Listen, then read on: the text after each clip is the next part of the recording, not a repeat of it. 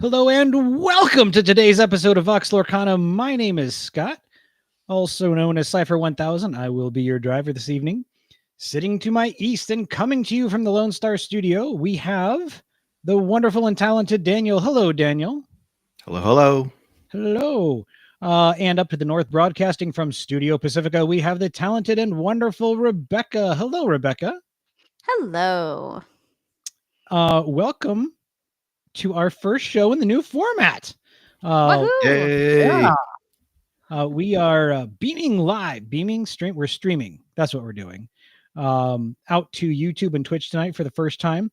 Later on in the program, we'll have Clarissa from Beckoning Adventure on the show to discuss her recent trip to the Disney Lorcana North American Championship weekend.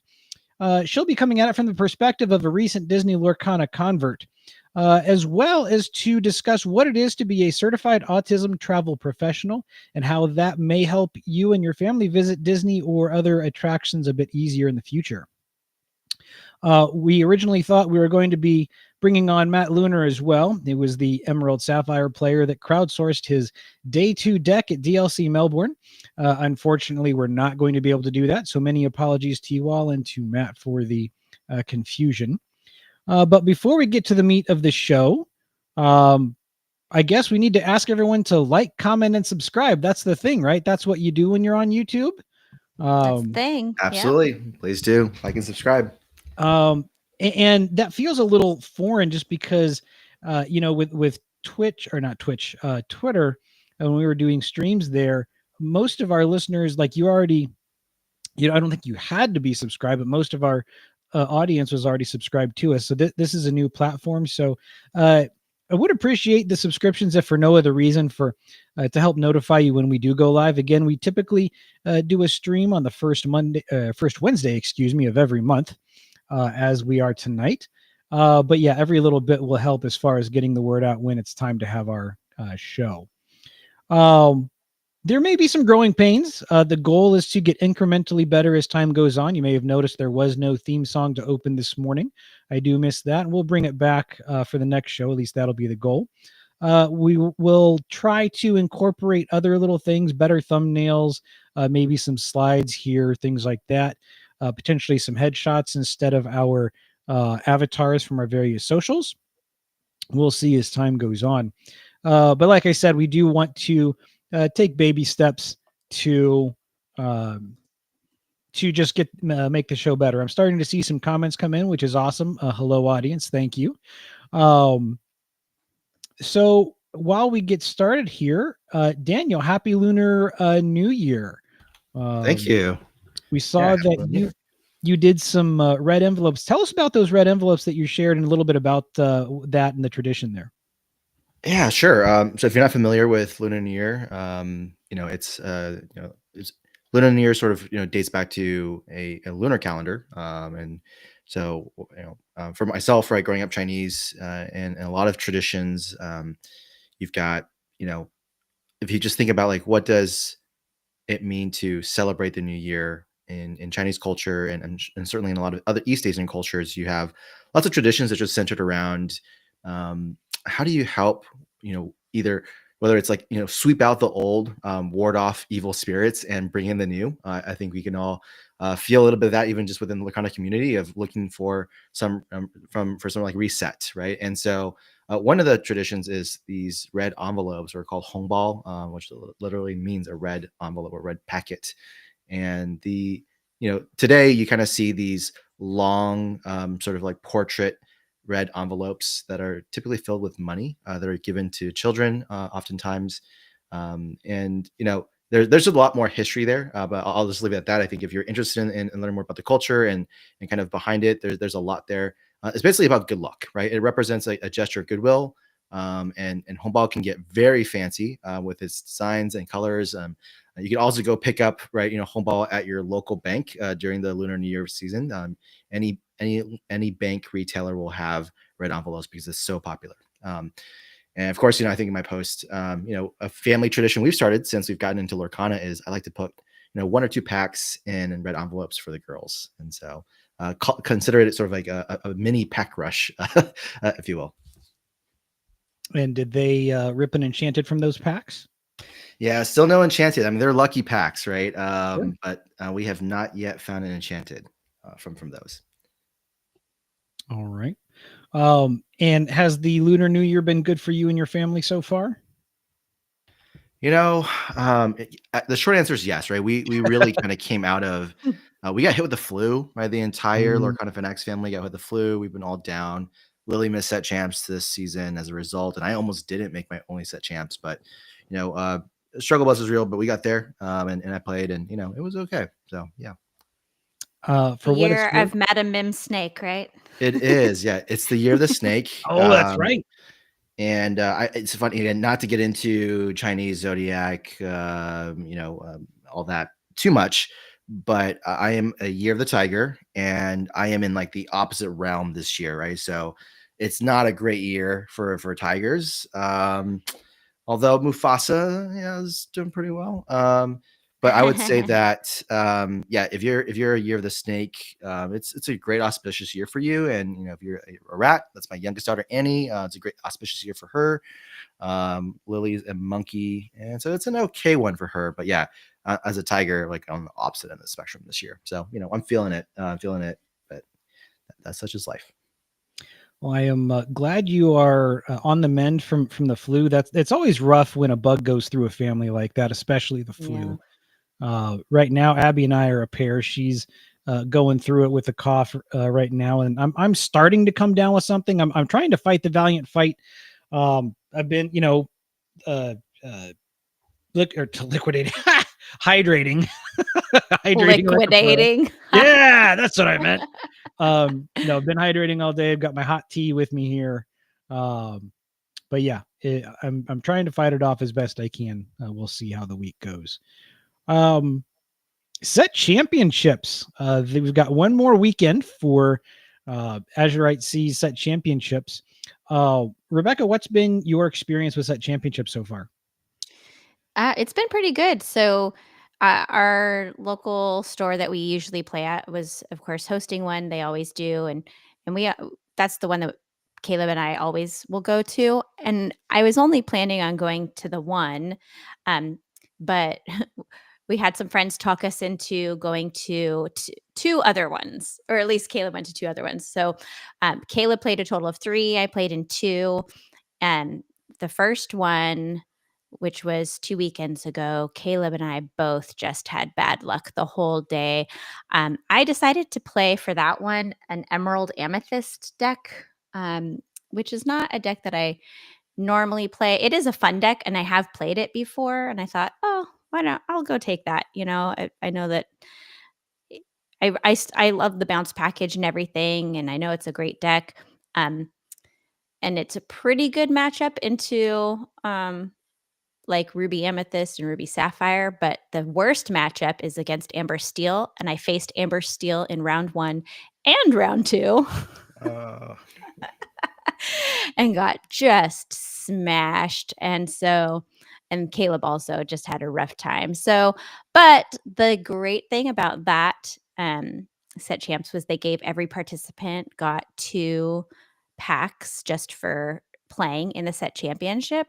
And in one of the packs that I got, we got an enchanted Tiana. So that's so awesome. Well, I congrats was like, on that, Rip. That's awesome. yes, I was a winner for the day. Also, I was the cutest dressed there for sure. And but it was fun, didn't win, but had fun.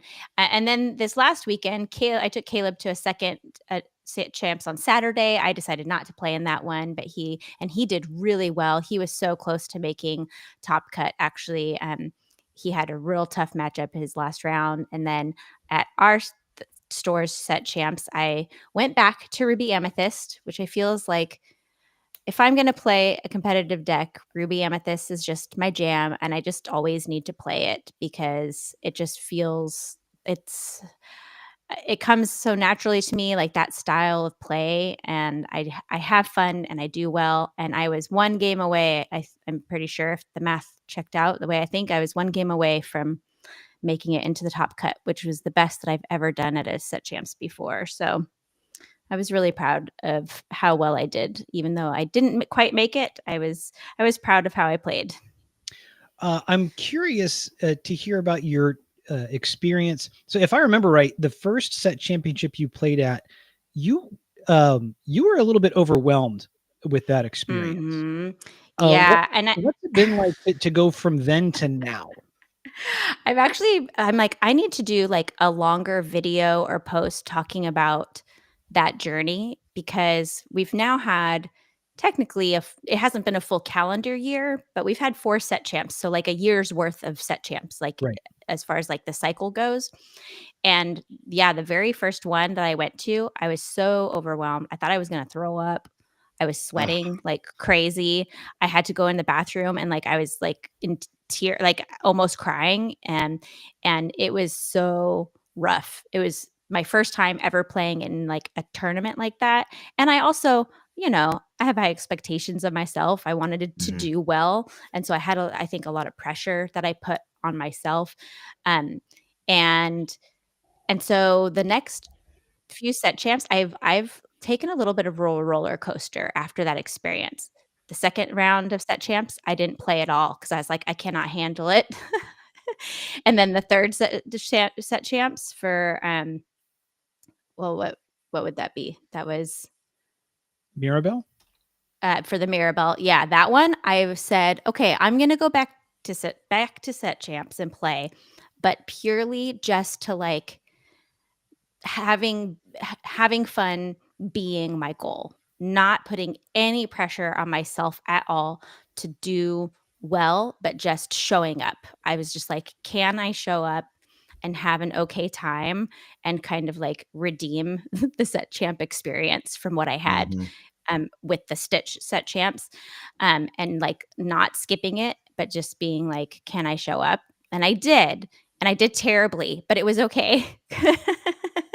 um, and so this time I was like, okay, I can go back and try to come at it not just having fun, but actually taking competitive deck, try to do my best, not put too much pressure on myself or set expectations too high, but come in with some realistic goals, still try to have some fun. And it took that full cycle of 4 set champs for me to kind of like work through all of the ups and downs of what it is to play in a more tournament style um, atmosphere because our store is very, very competitive. Like we have super competitive players. We have 40 people, give or take, that show up for every set champs. So it's pretty intense. And so it took me all that whole time for me to like settle into any kind of rhythm. And I think that going forward, it's going to be a lot easier. This time was the first time I went to set champs and wasn't like sweating all day long out of like nerves. So success. Yeah, but yeah, the first set champs jitters were pretty terrible. It, yeah, you're not going to show up. I don't know. The people who do, I guess, show up for their first and are fine. Like more power to you. That was not me. Well, I appreciate you sharing a little bit about the journey. I look forward to whenever you do create that long form video, and certainly let us know. We'll Yeah. repost that for you. Um, yeah, I think everybody kind of has to navigate their way through those waters in their own time and in their own way. I don't think there's necessarily a right way. It's kind of whatever is right for you. And if approaching it competitively and just kind of going in head first into the deep end and just repeating and repeating until you get comfortable, if that's your way, cool. And if you take a more casual, relaxed serpentine way into it, that's cool. And it's also fine. Some people, they go and experience it and they say, you know what, this just isn't for me, and maybe they don't go back, and that's fine too. Like, I'm cool with that, as Yeah. long as they're comfortable with it. I think I the just want to other make sure we don't thing, have people that think they want to do it but still feel afraid, right. you know. Yeah, yeah. Yeah, it's not for everyone, for sure. The other thing that I've learned to navigate, and I don't know if this has been the same for you too, is how do I navigate the online spaces that I'm in during set championship time? Because that can Oh, get really absolutely. Can we right? talk about that just for a little bit? Yeah. Sure, do it. Yeah, you talk about that, Daniel.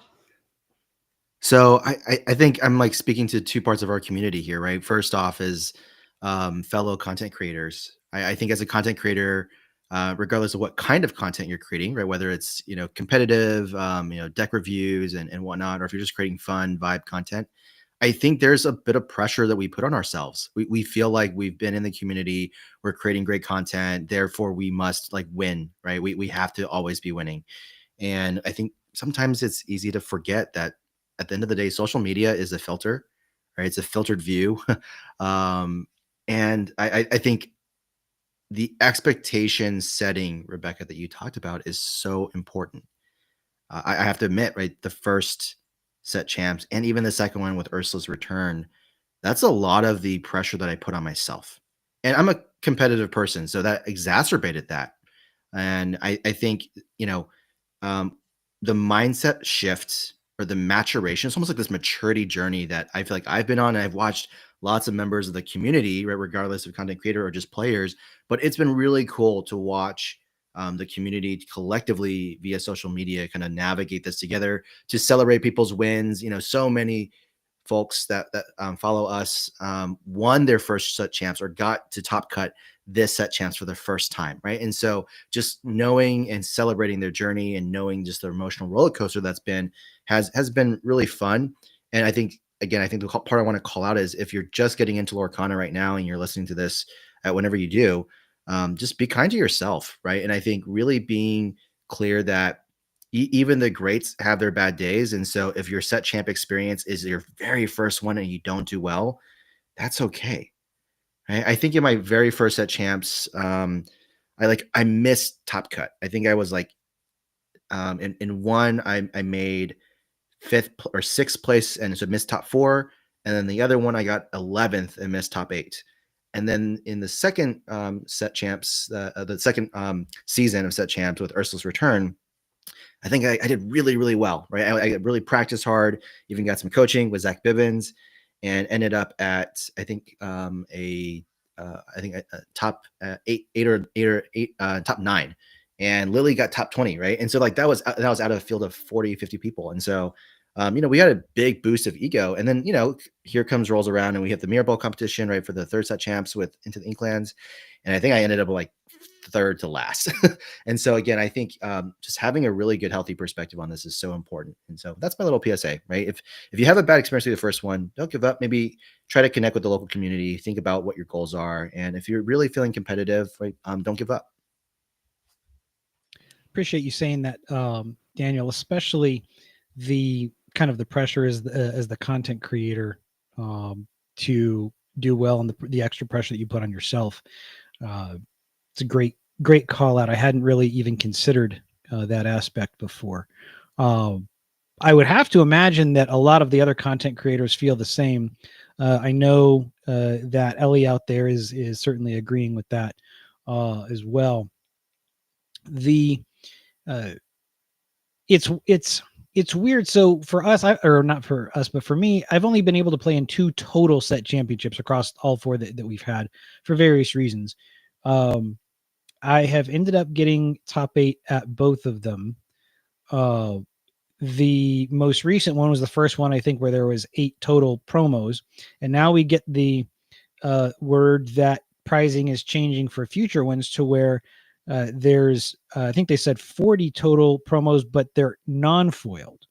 And so I'm curious as to how that impacts, if at all, your thought process or decision as far as how you're going to approach set championships. Does that make you more excited that you're going to be coming away with something no matter what, as long as it's 40 people or less? Does that disappoint you that there's fewer shiny or not fewer shiny things, but fewer mats? So what are your thoughts on that? I think it's a great move on the part of Disney Lorcana. I up till now, they've kind of left it up to the stores to provide any kind of pricing for participants, and some stores do and some stores don't, and so that experience is really inconsistent across the board, Mhm. and I am always a fan of trying to, like, make the Disney DisneyRCon experience as a little bit more consistent for everyone, and so to have the participation cards, I think is really, really wonderful. I know that they aren't gonna be shiny, but it's still gonna be something really exciting, and I know that I'm very excited to get whatever card we have coming for us.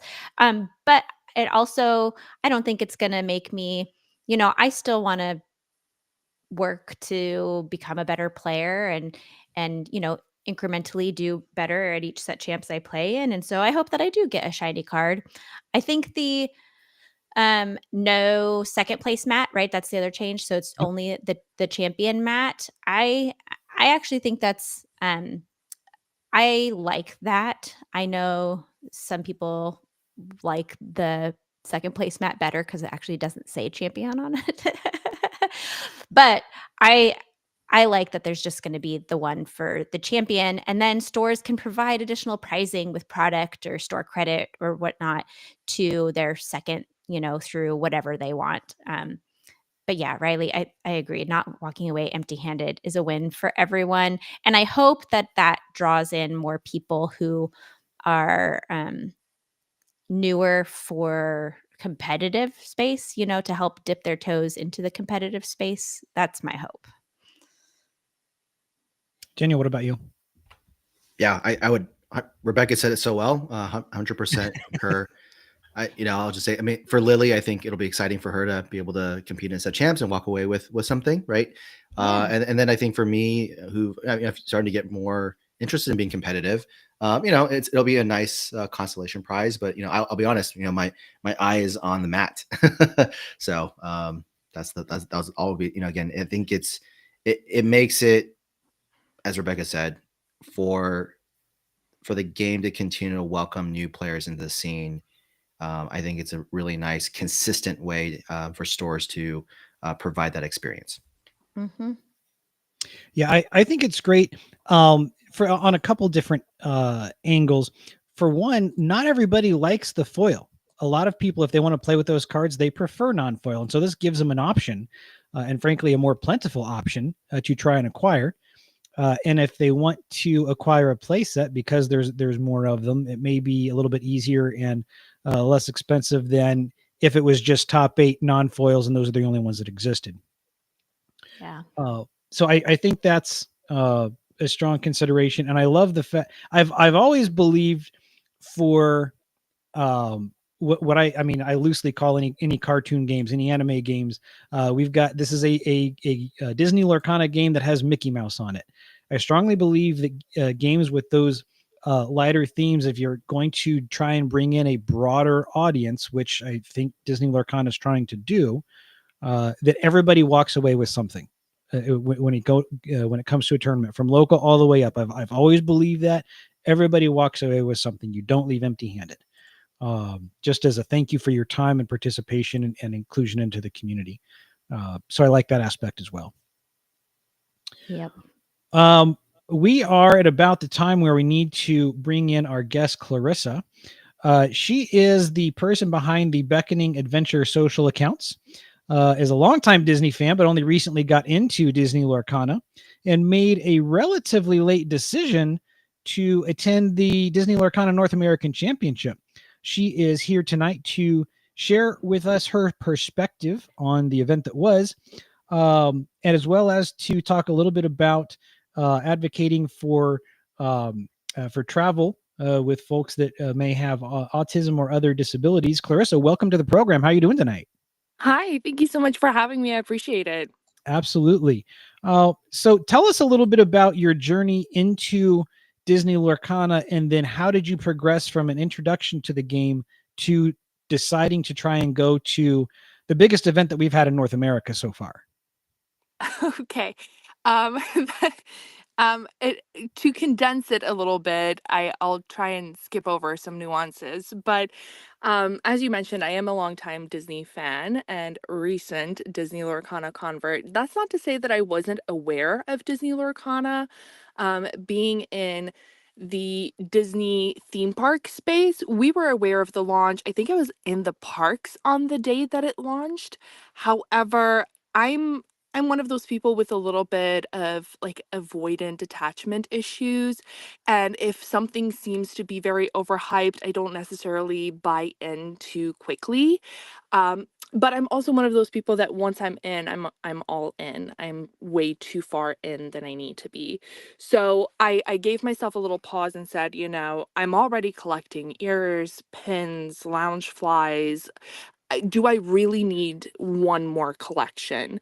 And so I said, you know what? I'll wait. I'll hold off and see where this goes. Um, fast forward to D23 this year, and the Ravensburger booth was literally the most exciting booth at D23. The energy, I don't think anybody can really relay unless you were there. It is the only booth that got stampeded. It is the only booth that I returned to more than 5 times throughout the weekend to try and get a promo card for a game I didn't even play. And Were you in the so stampede, Clarissa? you know what? Fortunately, I was not. That was a Oh, cosplay day for me, so I was outside okay. taking pictures. But but a friend of mine was, and they were Yeah, trying to get in and explained how hectic it was, and cast member friends of ours mentioned how crazy it was. And I I think was in we're it. didn't It was yeah. crazy. I think we talked about that for a second that you were Yeah. in there too. And you were in there with your kid, which I can only imagine is like the Mhm. scariest thing ever. But we got our And cards. that's the important thing. That's what matters, right? So I don't think I was really, you know, I don't think I was really expecting to fall in love with it as much as I did, because once I got my promo card, and I also want to mention that a friend of mine talked me into buying the D23 pack with the cards, and I was like, I don't really want this. It's very expensive. And they were like, just buy it to resell it. And of course, now I will never part with it.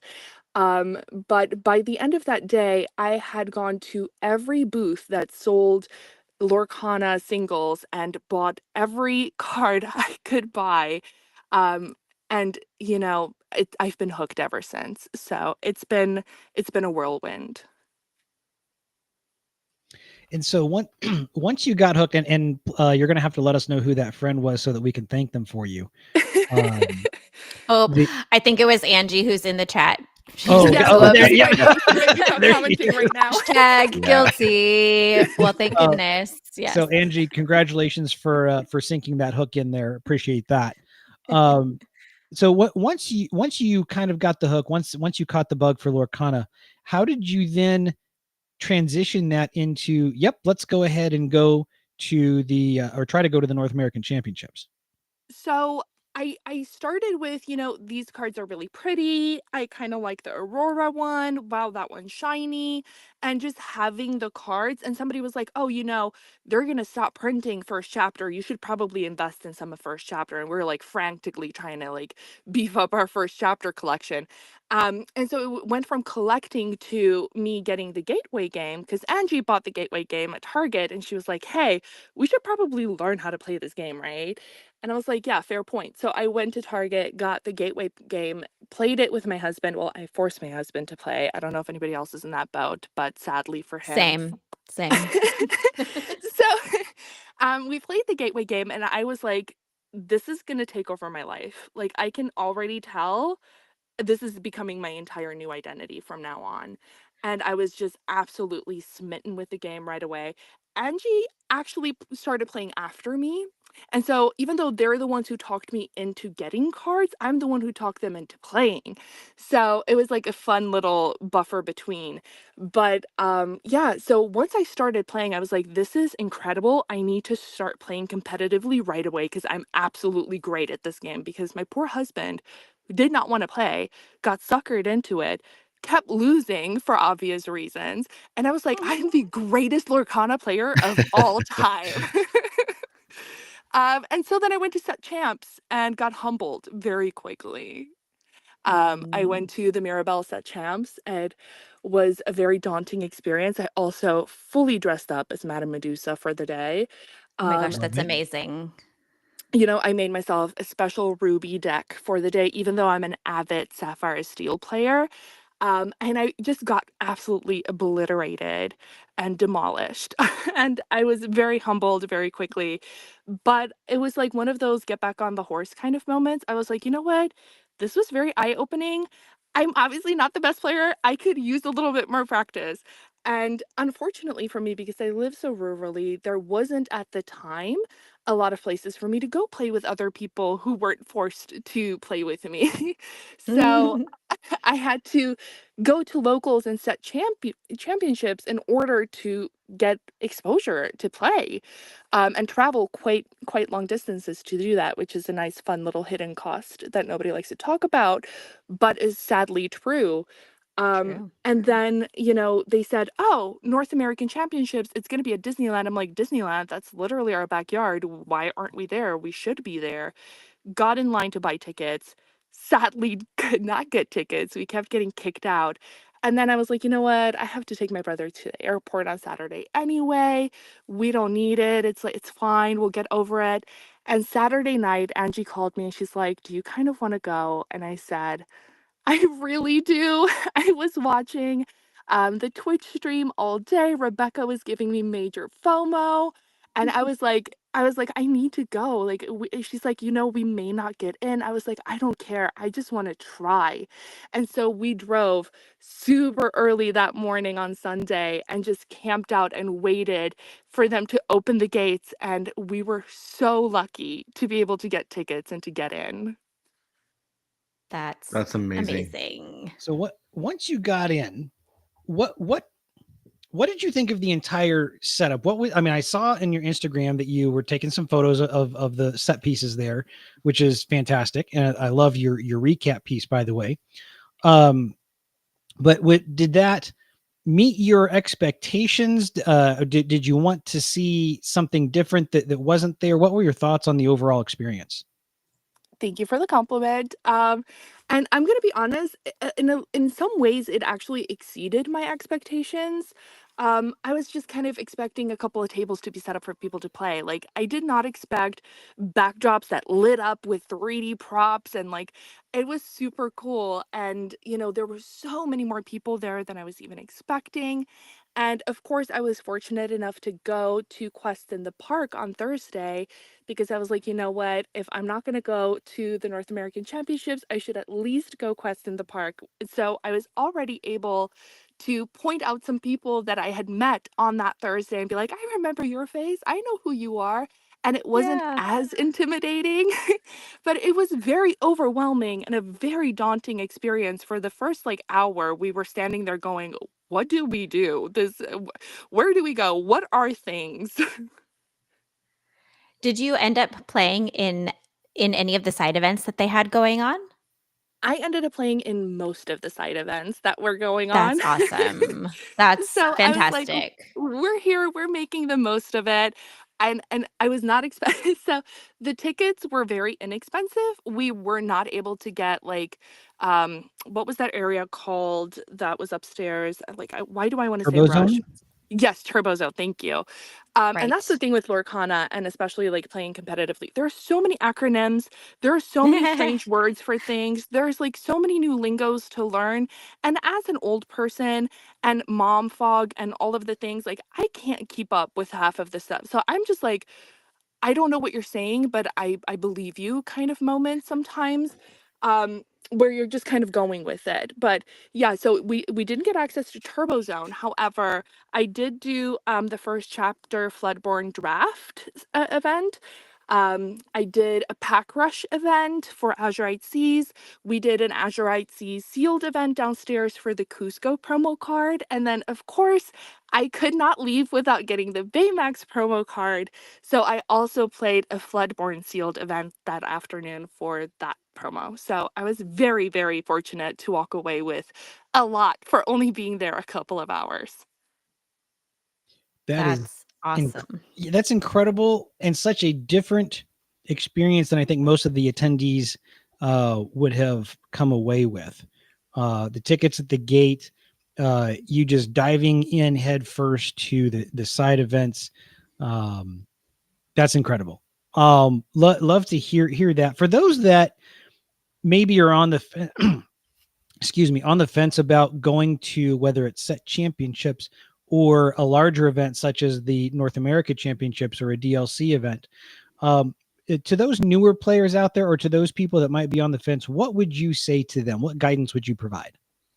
So there's a couple of things. Number one, a lot of people who play trading card games play other trading card games.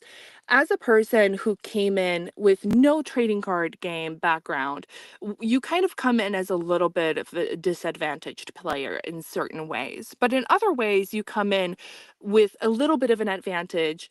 And that is just like an open heart. You're not calloused. You're not like already like filled with doom and dread. And so there's a little bit more of a hopefulness there. And as a Disney adult, you want all the things. You want to do all the things. And on top of all the games we played, I was also very fortunate to meet two of the artists that day and got like autographs from the artists. So I literally got a full rounded experience. And that's the thing is you think, oh, I missed out on day one. I missed out on day two. Why bother going to day three? Well, exactly for this reason. Go because there's still so much to do. And most people, especially the competitive players, they played day one and two. And now on day three, they're brokenhearted and they're defeated and they gave up and they're moping around. So the tables are open and you can come and play. But the biggest thing that I can tell people is everybody's scared. So do it scared. It's okay. It's okay to be scared. Do it anyway. Everybody else is scared. And the minute you sit down and you smile at the person in front of you and you go, "Hi, how long have you been playing?" Everything else goes from there. Like the conversation just keeps rolling. Disney Lorcana people are the nicest, most helpful people I have ever met in my entire life. They're sweet, they're kind, they walk you through everything. I've never felt stupid after talking to someone. I felt stupid before talking to people, but after talking to someone, they really put me at ease saying, you know what, it's fine. Ask all the questions like that. We're here to help you. And that's like one of the best things that I can say for this community of people is that it's accessible. And that's very special in this day and age. I wish I could distill that into a fine powder and sell it on the market. I love hearing that report. I love hearing you say, "Do it scared, do it anyway." I really appreciate you sharing that with us, and I agree. I would encourage anybody that's on the fence to do it. And even if you think you're not ready for it, even if you think it's too much, I would encourage anybody to push yourself a little bit if you can. Like, don't push yourself beyond your bounds, but definitely encourage you to go. You were talking about accessibility. Let's transition into your ventures with travel and helping people plan trips that may be dealing with disabilities or persons with disabilities to theme parks, Disney, and other attractions. How did you get into that, and how can people, or how can you help people with those activities? Yeah, of course. So I've always loved travel. Travel has always been an extension of myself. My family has always traveled extensively, and so I was introduced to it at a very young age. I was very fortunate to move around quite a bit growing up. And so, travel is one of those things that's a part of me. And then when I had my own family, I was very excited to start traveling. However, my oldest is on the autism spectrum. He is nonverbal, and so traveling can sometimes be very overwhelming for him and very overstimulating for him. And I'm one of those very atypical kind of people. Like I find a hack for everything. I plan everything in advance. I pack like a maniac with like organization and packing cubes and all the things. And one day a friend of mine looked at me and she said, I'm sure that there are other people who would benefit from this information. I'm sure there are other families just like yours that don't travel because it is too much work, or they don't know where to start, or they don't know what they can do. And you should probably start talking about it and show people what you do. And I was like, I don't think anybody wants to see this. I don't think anybody cares. But I did it anyway, because I guess that's the mantra of the day is like, do it anyway. And so I started sharing it, and people said, can you help me book my vacation? Like, where can I go? And I looked into it and I realized that travel agents are still a thing, which, in 2025, we're like, do travel agents still exist? And I found out that yes, they do. And I was like, that's exactly what I've always wanted to do with my life, but I couldn't really verbalize it. So I did some certifications and I've been a Disney travel agent for the last couple of years. I'm also a Universal travel agent. I'm actually qualified to sell Epic Universe at the moment. I do Lego and other theme parks, but I also specialize with things like Las Vegas, which my family loves to do, very overwhelming, and people enjoy going to Las Vegas, but they get overstimulated and have questions about that. So we do also Las Vegas and things like that. So that's kind of just the gist of why I got into it, even though my qualifications are not necessarily just about autism. I can help most individuals with any sort of disability. So if people are looking to find out more about what you do or potentially use your services, where can they find you? Where can they reach out for more information? Yeah, I mean, I'm very easy to find. My information is across platforms, Beckoning Adventure at Beckoning Adventure everywhere. I have a blog as well, so I do write some information on a blog. I do video tours of places on YouTube. So there are a couple of different places, but you could also just email me, beckoningadventure@gmail.com. It's very, very easy to get in contact with me. Wonderful. Can I just say I feel more joy just talking to you tonight. Um, your enthusiasm is contagious. I appreciate you being on and sharing your experiences. What was your favorite thing about the North American Championship? What did you come away with feeling the most overjoyed or satisfied about from that? Um, my favorite part about coming away is just, that I did it and I was very proud of myself for trying it. But beyond that, just walking away with all the new friendships and all of the new people that I got to meet. My playmat case is currently like overfilled with just stickers from everybody that I got to meet and like all of the new friends I got to meet. Because the nice thing is that most people travel in for this sort of thing. It's a big enough event that people come in from Chicago and Seattle and places that you wouldn't normally be able to just easily meet another Lorcana friend. So it's the greatest thing that it was able to bring us all together in one space and we all just got to share a little bit of joy together for a moment. Mhm. Love to hear it. Love to hear it. Um, Do you Vox have time family, for I have a question. yeah, Can do it. I ask? Okay. Is so I know that you said you have no TCG experience besides Disney Lorcana. Um but you were obviously the moment you started playing, you were so drawn into the game. Like do you like other board games or like what is it about playing that made you move from just, oh, I love the art and shiny cardboard and I'm going to collect it to like, whoa, I'm like all in on like the gameplay here. Yes, you caught me red-handed. We are a massive board game family. Um, Okay. Yep. we love all the games, and my dad is like very proficient in cheating at Rubbing Cub. So we love all kinds of like games that you can sit down and play with each other. Sometimes in a digital age, it's so nice to just sit across from another human being and like Mhm. interact in a non Absolutely. yeah, in a non like techie way. And yeah, it's just the funnest game ever. And like I said, it's accessible. It's not as difficult to understand as other trading card games because there was a time where I was trying to do something with Yu-Gi-Oh as a child because I thought it would make me look very cool. And I just couldn't I love understand that. it.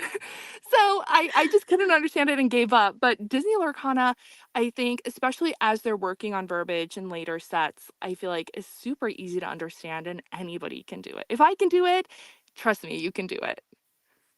It's to me, it's one of those games where for people who don't have the experience of trading card games, it sounds more complicated than it is. Like just if you try like verbally explaining it to somebody, then they're like, "Whoa!" But it's like, no, let's just get some cards and sit down, and it is so accessible to anyone. And I know that they designed the game to be accessible to everyone, but still have like a really high ceiling for the complexity of the strategy of the game, which I think is one of the things that will carry this game through the years, hopefully, to come. So that's awesome. Yeah, I agree. I think if you just get over the initial mechanism of it, I think exerting cards, things like that, can be initially daunting to new players. But I think if you just get over the first initial like mechanisms of the game, it becomes easier. And if you look at it in terms of currency, I find helps me sometimes, especially like ink cost. Mhm. And then somebody the other day said to me, "Oh, but that's not what the card costs. That's what round you're playing the card." So then that like transformed those numbers to me in my mind like completely in a new way. And I was like, "Oh, that's so true. That's true. Like this is round one, this is round two," instead of like thinking of the cost. So once you get like over the first initial mechanisms of it all, it's super easy. I love it. I've got a question for Clarissa as well. We have the set. We're supposed to be getting reveals starting next week. What character are you most looking forward to in Azurite Sea? Uh, Oh, sorry, Arcasia's Island. Sorry, it's been a long day. Yeah, what are you Okay, most looking so forward to in the next set? okay, so I'm I don't know. I might be in the minority here, but I was a little bit sad when I saw, other characters like repeat again, like Belle, Beast, Mirabelle, and I know people are very excited to see these characters again, but I was like fully hoping to get like a lot more animals because I really want to see, characters like somebody said earlier, Mushu, and we might be getting Mushu, so that's great. But I want to see other like Disney Lorcana does niche movies so well, like Robin Hood and, these movies that we forget about. But I wanted to see like Fox and the Hound, Oliver and Company, Mhm. Mhm. Aristocats. So I was like, we have so many animal friends out there in the world, and I'm desperate for Lady and the Tramp and so happy for it.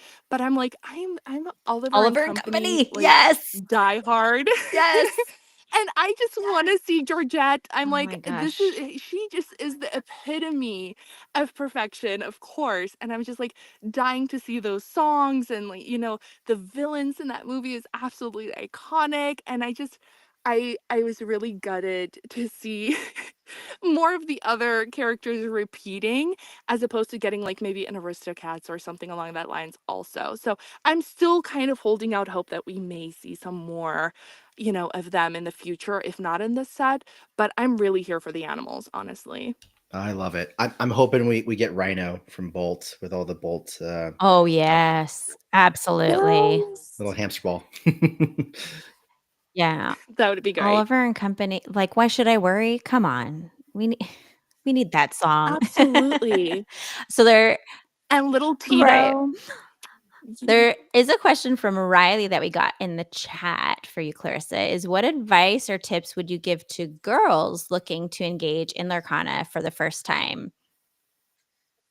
Oh, I love this one. Okay, this is actually one of my favorite things because there's so many girls in Lorcana, and the best thing about being a girl and being in the whole like girlhood movement is that you can literally walk up to another girl and be like, "Hi, I am also here," and you'll be immediately embraced and loved upon. So the best thing to do is show up, look for your other girlies, and just approach and be like, "Hello, I'm here. What do I do?" And you'll be immediately like just welcomed and approached. But to be honest with you, I do feel like there could be more girls. So if there's anybody listening who has a wife at home, a girlfriend at home, a daughter at home, teach them to play, tell them to come because we want to see them, and we're happy for them to start playing with us, and we want more of them because the more girls enter the field, the more cute merch we'll get. I'm waiting for a time when I'm going to disagree with something you say. Like it hasn't happened yet. Hey, let me talk for 40 more minutes. We We might might get get there. there. That's awesome. Yeah.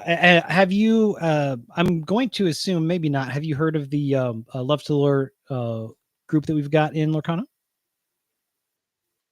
I believe so, but again, as I mentioned, there is a lot going on and there's like so many new things, and so I may not be as like in the loop. Also, Discord is not like Okay. my comfort zone. So if there are things like on Discord, I think I'm in it, to be honest, and I think I posted something in there like yesterday about helping me build my deck because I keep losing for some reason. Um and so I believe I'm in it, but like the Discord community is vast, Mhm. and they know what they're doing, and so sometimes I can feel a little bit overwhelming, or I can feel like a little intimidated, you know. So Discord is like a whole other thing in itself. When somebody was like, "Oh, join Discord," because that's where like a lot of communities are. When I first started getting into Lorcana, I was like, "Another new thing that I have to learn." Like I am Yes. old, y'all. Like, but that there are some really great communities on Discord, and of course, everyone will have kind of different bandwidth for what they can do and learning a new platform or whatnot. But there are some really fantastic communities. Love to Lore is fabulous, as well as others. Riley, actually, who's in the chat, started a new um, casual club casual, for Up folks casual. for yep, for anyone to join who are more focused on like casual social play, which is great. So, and there's lots of competitive Discord. So it's like there's something for everyone, and it is a great space. But like you're saying, Clarissa, there are women everywhere in Disney Lorcana, and if you show up, like it's like instant sisterhood in Lorcana. It feels like, Yeah, we're kind of like magnets. We're just drawn to yeah, each other. So, and yeah, I'm part of the casual one. I know that for sure. And she has like this cute little spinning disco ball. right, It's adorable. yes. I don't know how people do tech, but it's amazing. Um, but like speaking of casual, that is the one thing that I do hope that we get more of in this space, because it can be intimidating having just so much competitiveness in the space, especially, you know, if you put yourself out there and you need to lick your wounds a little bit and you just want to play for the sake of playing. So we definitely do need some more casual spaces, because that's the best place for someone, I think, new, to feel comfortable approaching and learn and grow and spread their wings and get comfortable in order to become I competitive. 100% agree. Yeah. Yeah, and hopefully there will be more support for more social play at local leagues. I know right now it just kind of varies from store to store what that experience is like. I know we didn't get a chance to really talk about it, but I love the Valentine's Day thing that Ravensburger announced coming up, where they sent packs to stores to that you can go in with a guest and play Pack Rush. You get 2 packs for free. I think that's a really great casual way through Pack Rush and getting 2 free packs to introduce people to the game. But yeah, definitely more casual spaces. I'm absolutely doing that, and I'm so grateful for them actually doing that, because it just once again highlights what makes this game special, because in hardly any other, if no other, trading card game can you just buy 2 booster packs and sit down and play. You know, with other games, especially a lot of my Magic the Gathering friends, you have to go into great financial ruin in order to be able to build one deck and sit down and play. Whereas with Lorcana, it is absolutely that accessible. You can buy 2 booster packs, spend like $12, and you can play. And that's just so unique to this game. And I love that they're doing that, because I think it would just like, again, introduce so many more people to the It game. is And by oh, far my favorite way to play the game. It is so low key. It is so low stakes. You can play it yeah, seriously if you want, but I will contend that you break the spirit of Pack Rush when you do that. I think in my mind, it's best when it's just lighthearted. Shuffle up. Don't even sleeve them. Don't even worry about it. Just shuffle up and play and have fun. I beat Scott. I beat Agreed. Scott in Pack Rush. She did. That was and only time. Not just that that she beat me, but we've played it all. It was our That is one. true. That's our one time that we've ever played together. Yep. Um, Have you all ever played like Pack Rush, like just at home, like with like your bulk or just grabbing cards out? I've done that before, and it's even if you don't want to go out and buy packs, if you just have cards at home, Absolutely. just I know there's like the cube thing, but like this isn't exactly the cube. It's just like go grab out 24 random cards and then you can play Pack Rush.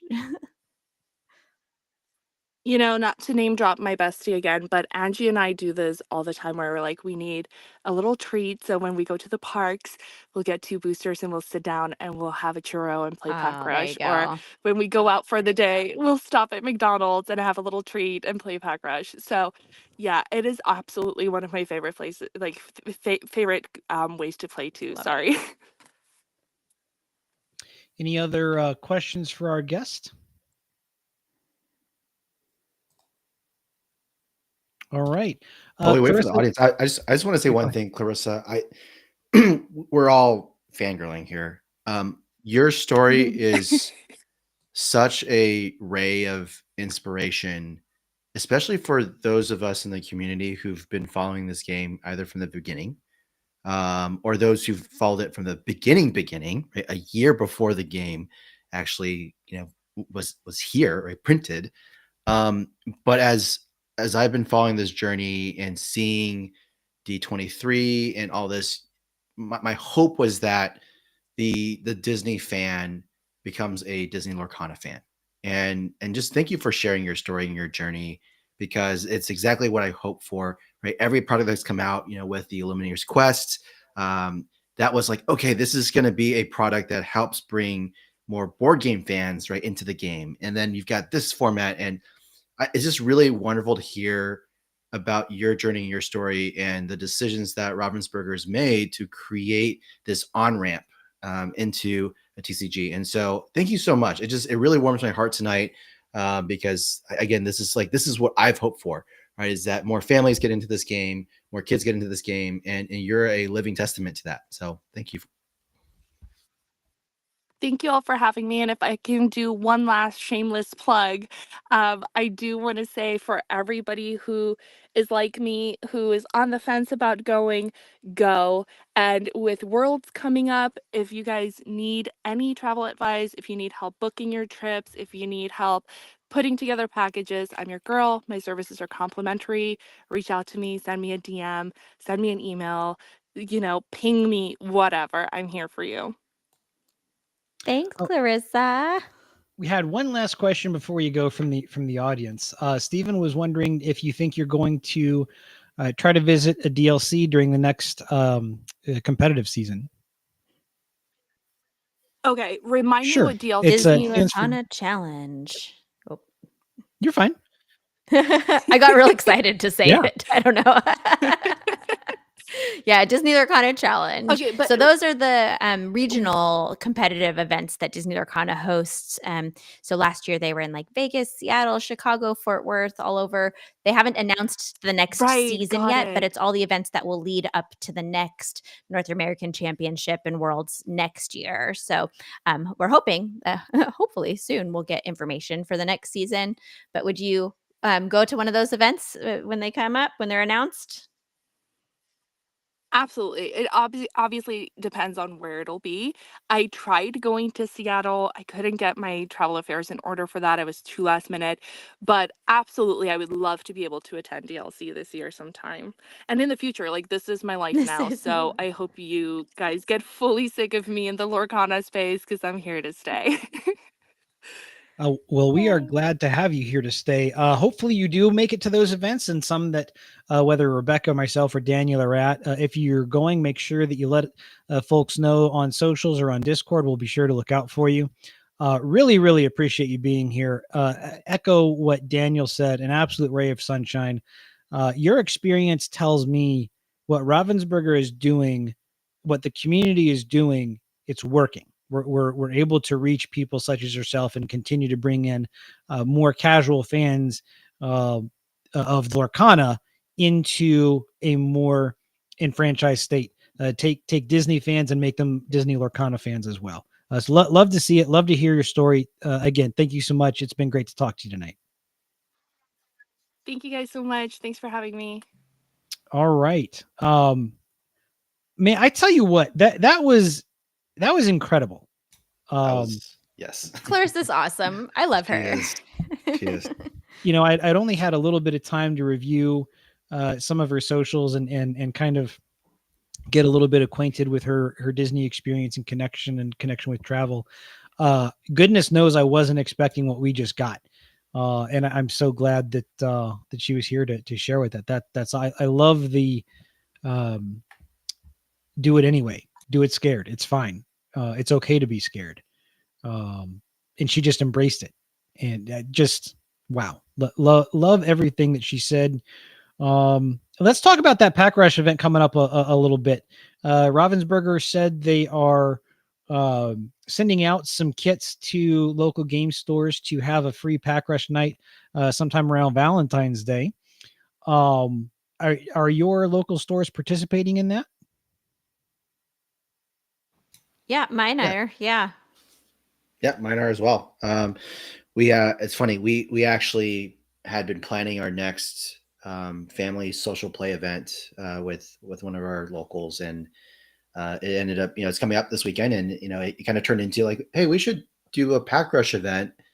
And then all of a sudden, the Ravensburger news came out. It's like, okay, cool, we're doing a Pack Rush event, and so I'm really excited to be able to, kind of co-host with one of our LGS is something for the families. We got 28 people signed up now, so it's pretty awesome. That's awesome. Yeah. How many people did you have signed up last time? Do you know? Gosh, I think we had 20, 18 showed up. So that's fantastic. Mm-hmm. And what's even more amazing is, definitely have some returners, which is the point, right? Just, keep the momentum going, but also excited to just, I think in general, have more folks that are interested in Lorcana. And I'll also say, I finally posted about how much I love Disney Lorcana and our journey on LinkedIn. And that also kind of connected the dots for a few folks that I have, haven't hung out with in a while, and they're like, oh yeah, my daughter or my son's been getting into this, and so excited for them to get into the game as well this weekend. Nice. Want to bring up something from chat here. Cedric was just making a comment about how DLCs get expensive. And I know, Daniel, you've kind of done some budget tracking on DLCs. Can you talk just briefly about if people are looking to go to a DLC or North American Championship on a budget, what guidance might you have for folks like that? And is it even possible? Yeah. Well, budget means a lot of different things to different people, right? Sure. It's kind of relative. I would say the hidden costs are the things that philosophically I've watched people react to those differently, right? So some folks look at a DLC or a Disney Lorcana Challenge event as no different than vacation, right? And so I think you're immediately not really calculating food costs and cost of spending on on whether it's trinkets, right, side events, whatever that might be, because you're like, if I go on vacation, that's just how I do it, right? I think for us, this whole adventure and journey has been during a season where my partner was not working, right? She gone through a layoff, and so we were financially doing okay, but just it was an attempt to try to be very judicious about where we spend our money. And so I think I've posted about this in the past, but if I were to sum up three quick things, it's one, obviously you want to pick a DLC that's as close to you as possible. And direct flights, right? Oftentimes, on whether it's budget airlines or we're big fans of Southwest Airlines. If you're a family, you're traveling. Again, this is not sponsored, but I love Southwest because I have a companion pass, so Lily just comes with me for free, and so that's really helped us manage the economics of attending these challenges. And the second thing is, again, hotel costs. Doing hotels versus Airbnbs. I will give a plug. I think it's nice to have Clarissa as another travel agent. And I think there's quite a few folks in the community, and we can post some links later if people are interested, but that help organize and coordinate Airbnbs, so that you can travel together with friends. And if you're comfortable with that, right, that's again another avenue to help you save on some costs. And I think the last thing is just, again, going in with the right expectation of budget, but also realizing it's, hey, this is, if it's your first one, you're there to have fun. And so don't let the finances get too much into your I think your psyche, right, around the experience. But again, if you're a budget conscious person, you're someone who loves spreadsheets, feel free to DM me on any of my socials. Always happy to chat about that. Awesome. Appreciate that. Okay. I think we need to at least touch on Melbourne because it happened. I don't think we can completely ignore that. There was the well documented beaten horse dead on the ground level of documentation about what happened with the judge call and whether that was kind of an angle shooting or rule sharking and whatnot. Ravensburger's already said they're investigating, so I don't know that we need to go much into that. I think on the surface, we can probably agree that yes, a judge program is warranted at this point, if it wasn't already. I don't know how much we need to discuss there, although I'm certainly willing to go there.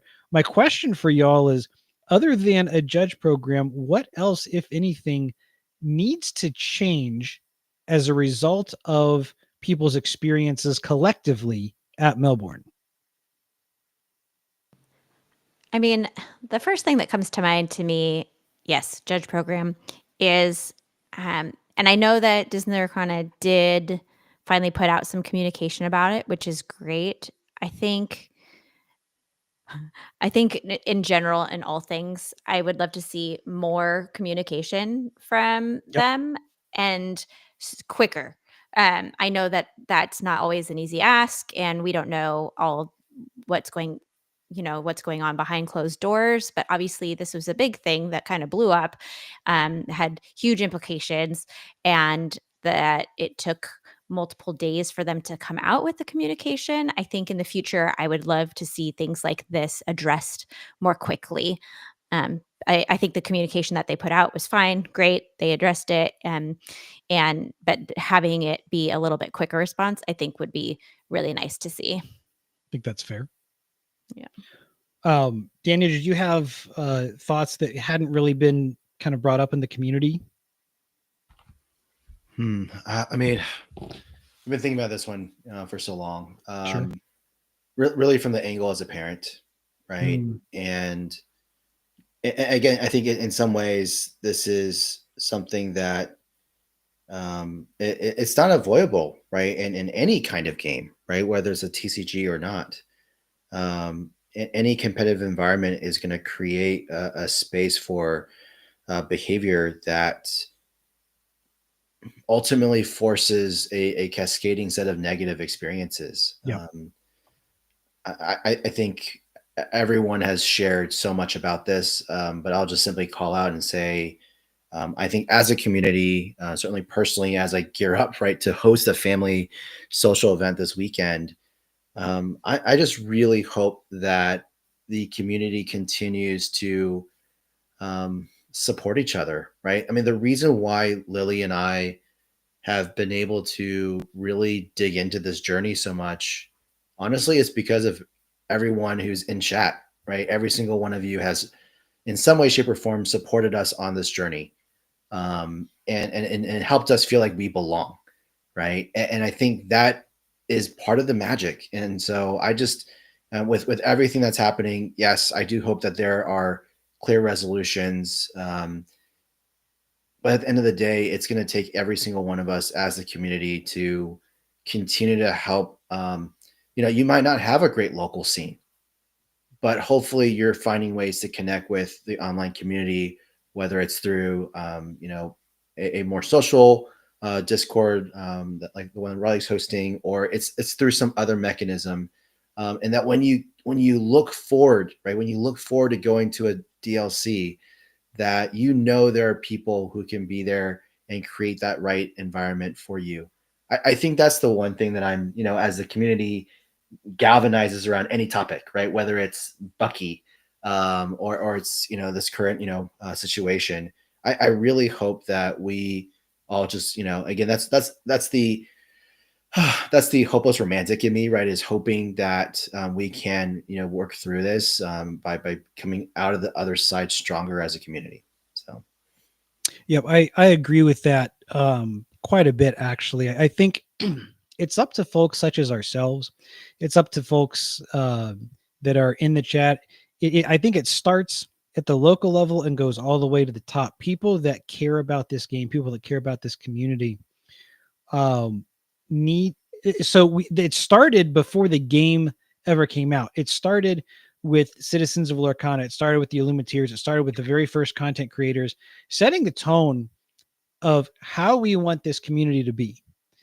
And then it has continued and persisted through coverage of DLCs with people like FOM coming on, DKP after, I think it was Fort Worth.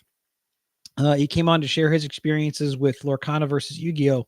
And saying he didn't see the level of card or rule sharking that was in Yu-Gi-Oh! People like RMB and Luke and others who are prominent in the community and top level players saying these things aren't okay. We don't want this. We don't want to have this. This is not good. This is not conducive to a good competitive scene. I think it starts with all of us saying, basically setting the tone, setting the expectation of what is and isn't permissible. And basically what's permissible is playing with integrity. That's what ultimately what we want the players to do, is play with integrity.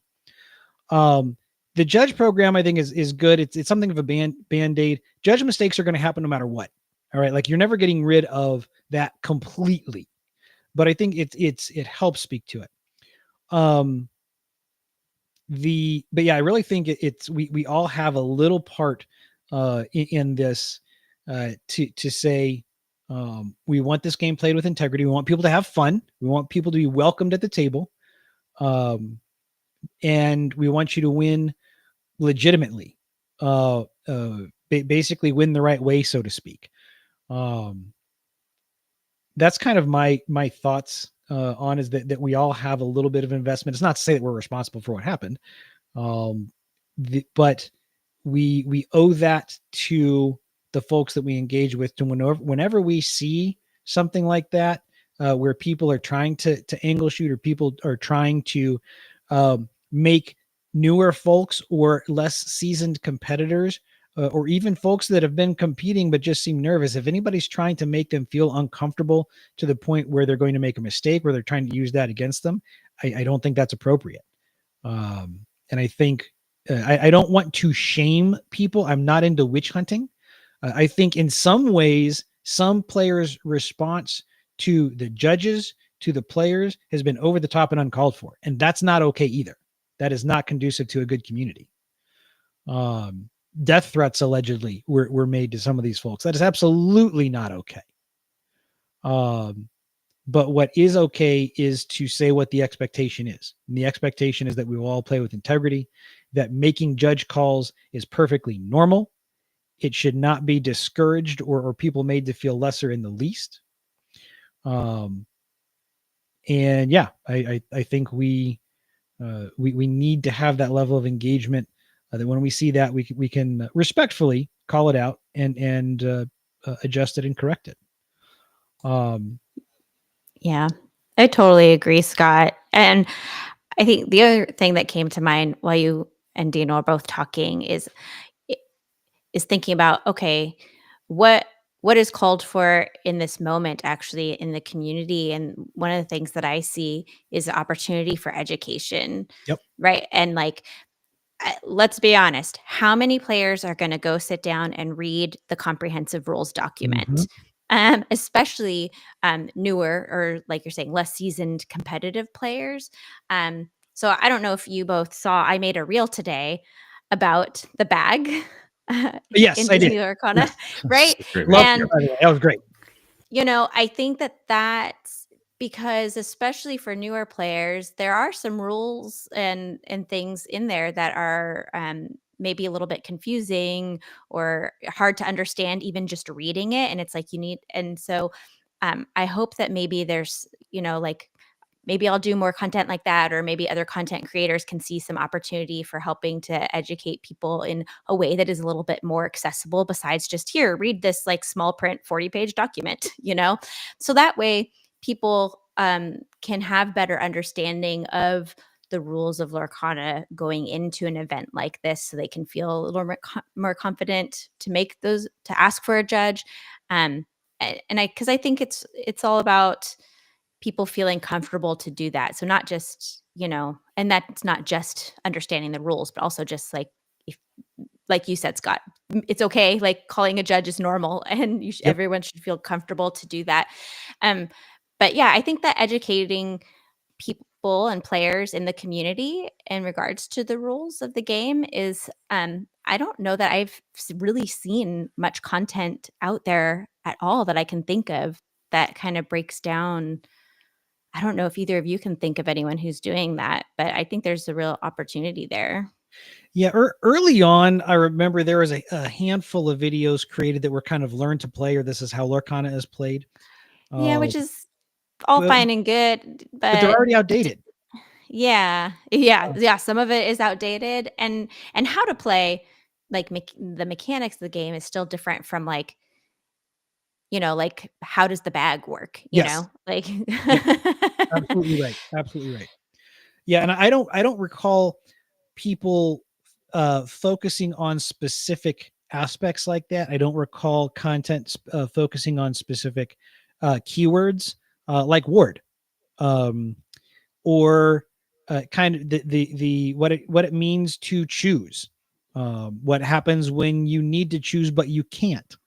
right. Uh, Yeah. things like that. Yeah, I don't recall specific topics being covered like that with any sort of clarity or accessibility. I I've done a little bit on keywords, but now I'm motivated to do more of those kind of things and make There, it fun. there you go, being the solution to the problem. You're gonna be the change you want to see. Exactly. If I can find the time. Right, right, yeah, yep. That's always it. So when it comes to changes to be made, there is something that I had mentioned at the bottom of kind of our show notes, and I don't know if you had a chance to get to it. What I'm referring to, listeners, there is a post that Franz had reacted to, Traverse Tavern, and I feel like any given month he comes up with something that I think is interesting about the game and the community. Um, the post itself is actually by at its_roost. His name is Ryan Turner on X or on Twitter. And he said, all this talk on rule sharking got me thinking on an opinion I want to throw out there to Lorcana, MTG, and Pokemon, and in general, the TCG community. And his opinion is asking for do-overs in competitive sanctioned tournaments is psychologically sharking your opponent and should not be acceptable to do. So he's saying that if a gameplay mistake is made, it should not be acceptable to ask if you can take it back.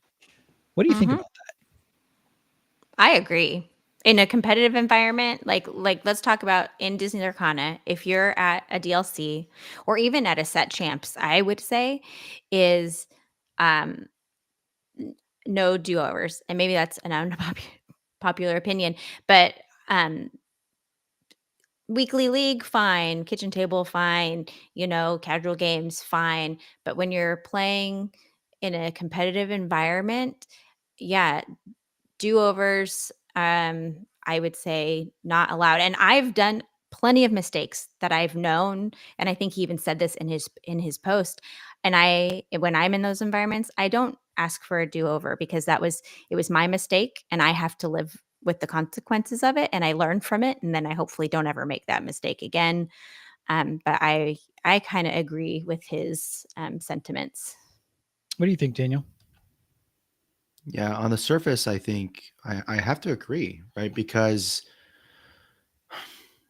what you can't, I think in a perfect world, if the power dynamics between two individuals playing were equal, right? And I'm using power dynamics kind of like from a business standpoint, but like you have two people who are equally experienced, maybe, right, in that environment of mutuality, I might feel differently, Sure. but you can't count for that, right? That's not reality. And Right. so I think it's part of the, gosh, I think, Rebecca, I was just thinking about what you shared about just the education part. Um, Looking at the comprehensive rules document makes my eyes bleed, almost in the Mhm. same way that I know it is my responsibility to read the HOA documents, right, of my of my house, right, in my community. Don't swear like that on this Um, program. You said HOA. That's how it makes me feel, though, right? And yeah, like Absolutely at the end agree. of the day, it is absolutely 100% my responsibility as a member of an HOA community to read HOA documents. How many of us read those documents? Right? Terms and conditions. We are not wired to do those things, but at the end of the day, it is my responsibility. And when I say I agree, right, there is an actual you're waiving your right, right? And so I think the lack of clarity and the lack of education, accessibility, maybe is the way to put it, makes this really difficult. And so I think, Rebecca, you've really hit on this. We definitely need a lot more in this space. And I think when you have that, what you then get is folks attending a competitive event, whether it's at championships or it's a DLC. You go in with the clear expectation that, hey, these actions, right, whether it's a do-over or whatever it is, are not acceptable. So I did have a player one time who didn't let me do a I call them takesy backsies, um, at a weekly league game, and I was like, "Come on, man." If it was the set champs, then fine, but like, come on, that So, there's a pin on the line. There's a pin on the line. There gosh, you I go. guess Packs. I don't know. He was playing for like one pack, yeah, at the end of the night, but he really wanted it, and sure, I guess. But I do think there is a place for letting players do takesy backsies, when you're learning, especially learning how to play, you're learning a new deck, or there's new cards and all of that. But competitive places are not the place for that. And I do see the point that he made too in that post that you're referencing, Scott, of that it's um to ask for a do over or a take back in that competitive situation really puts the other player in a weird spot. Yes. And um and I don't like that aspect of it. You shouldn't put that pressure on the other player to allow you to take back a move that you shouldn't have made or didn't want to make in the first place. You need to own it and not put that onto your opponent. Yeah, I fully agree. The way I phrase it is play mistakes get punished. Um, Mhm, mhm. and while I hadn't thought of it as psychological sharking, I can see where he's coming from, and I can't really say I disagree. I think it probably is a form of that. What I definitely agree with is his overall point, in my opinion, is in some ways players just have to own their mistakes and live with the consequences. And kind of what you were saying, Rebecca, you have to learn from that. Mhm. Um, It's what I it, tell Caleb all the time. Yep. Later on in his post, he kind of goes on to compare it to sports and say, if you commit a foul, you don't get to unblow the whistle. You don't get to pick up the flag in sports. Something happened. You're going to pay the consequences. So that's part of how we learn to compete is through the process of failing, to be quite honest. Yeah. And so if we're not learning from those mistakes, if we're not learning the process of competing, and the thought processes that go into individual play lines and being deliberate with that, um, then the person who does do those things, I think, has every right to have a leg up. So I would agree. Asking for takebacks is a little awkward, and I think as a competitive Lorcana community, especially, well, I shouldn't say competitive, as a Disney Lorcana community, for the people that want to grow in the competitive scene, that want to get better, Mhm. I think overall we're starting to see a maturation process of our players in the competitive environment. They are learning some of these tough lessons, to be honest. And I'm not saying that people need to get beat down. That's not it. But it's more, it's the process of experience. It's growing. It's making some of these mistakes. It's seeing others make these mistakes and learning from them, and knowing how to proceed in a more advantageous manner at the next event. Um, so I'm glad to see him post something like that. While I hate to see what happened at Melbourne occur, uh, I think if there's a positive to take from it, it's really how can we as players um, be the best that we can be in these competitive events. Kind of internalize it. What can we do? Whether it's an element of education, whether it's an element of just owning your mistakes, whatever that may be, feeling comfortable calling a judge. But I do want to see us internalize some of those lessons, apply it to our play, and I think that's happening pretty rapidly, quite honestly. Yeah. That's a lot. just a few things. Yeah. We went way over tonight, which I'm kind of glad to see, courtesy of our guest Clarissa. Wonderful conversation there. Before we end up signing off for the evening, do y'all have any parting shots? Daniel? Yeah, I'm just thinking. It's been a lot. No, I think I'll give Clarissa another shout out. Please go follow her on Instagram. She's got such incredible content. She's actually running a giveaway too. She's got a mystery gift basket with some Lorcana stuff. So all the more reason to go give her a follow. That's all I got. I want to give a shout out to Love to Lore for their experience in the ICL tonight. How did it turn out? They did pretty well. Good. Linz, I think, ended up getting a win with the king, with Mufasa. Nice. So, yep, loved seeing that. I am definitely on the Lily Fasa train. Have been from set, what was it, 2 or 3? I think set 3 is when I first started with it. Still rocking that. Is Lily still playing that deck? And if so, is she enjoying it? She is. I think with her being sick this past few weeks, she didn't really suit it up for set champs. But she basically alternates between Lily Fasa and Kendall's Ruby Amethyst deck. So those are her two right now. But we've been talking. I was like, do you want to try something else? Right? Is it time to get her into other mechanics? And so we'll see. As things come. We got Duel Links, right? Gosh, we didn't even talk about that. Oh, that's right. We We'll didn't save that talk for another about day. Duel Links. We did. No, we did talk about Duel Links, didn't we? They were mentioned. No, maybe Clarissa I don't mentioned know. the Duel Link cards, I think. Yeah.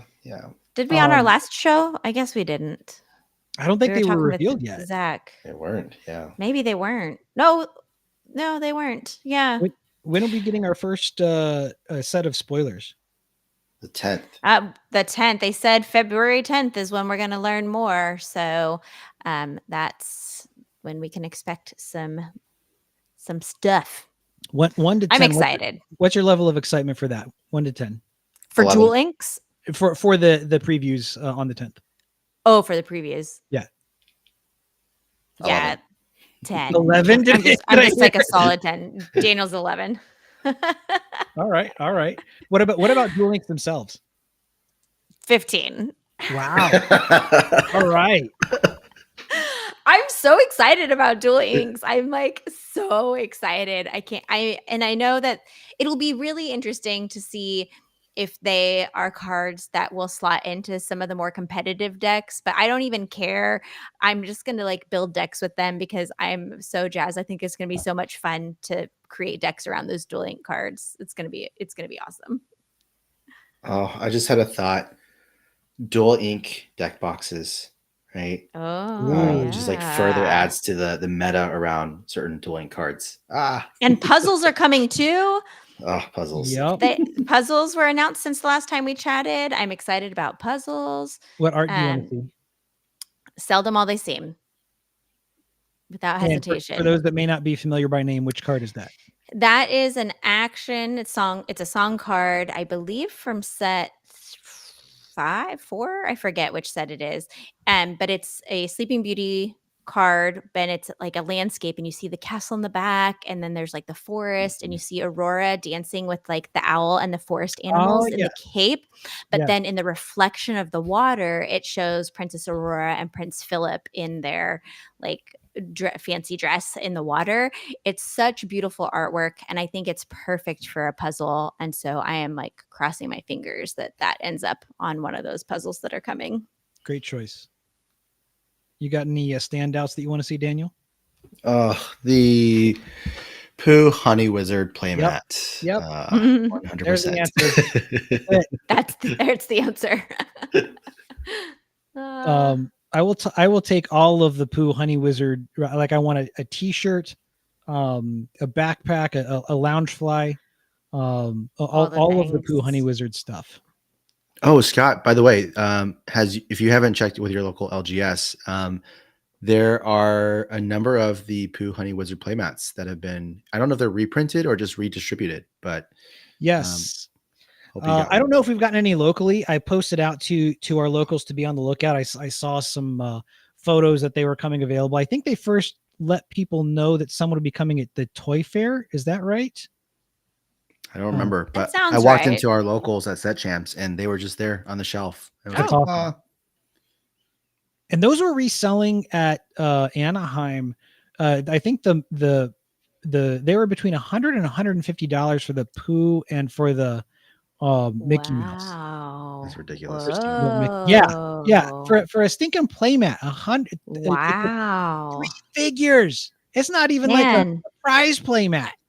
I gave one of those away on my Instagram a while ago. That was a good prize for somebody. Yeah, it was. To be honest, I still have the Steamboat Mickey unopened sitting on my shelf.